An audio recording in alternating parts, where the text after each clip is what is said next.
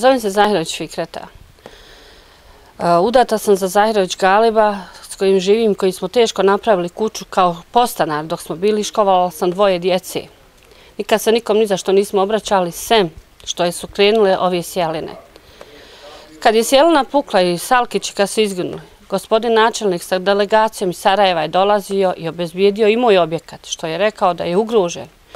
Išla sam u mjesnu zajednicu, potpisivala da kamioni gore uzlaze i da rade, da bi se pomoglo i meni i mojoj kući. Nadam se još uvijek da će mi pomoći, jer je ponovo pukotina u mom dvorištu pokrenuta i prijeti meni i mom mužu i još mojoj djeci ugrožavanju života. Zidovi su popucali. Nadam se, gospodine načelniče, da ćete pomoći, jer ste obećali sa delegacijom, ulazili ste u moj objekat i obećali čvrsto.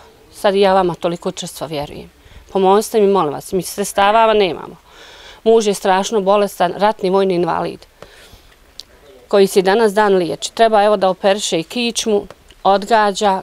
Mi nemamo sredstava ni da operiše kičmu. Bolesna sam i ja od visokog pritiska, astme, vitiliga. Imam 2 djece, 3 unučadi koji ponekad dođu i svi odredo spavamo. I ne želim da budem na teretu države, jer nismo nikad ni bili. Trudili smo se od svojih sredstava da ovo sagradimo. Molimo vas da nam sad pomognete kad treba. I nadam se da ćete pomoći, jer mi nemamo sredstava. Njegova je ratna vojna invalidnost 44 marke, što je penzija, vi znate kolika je sama, najniža u kojima smo u kreditu da bi samo živjeli i liječili se.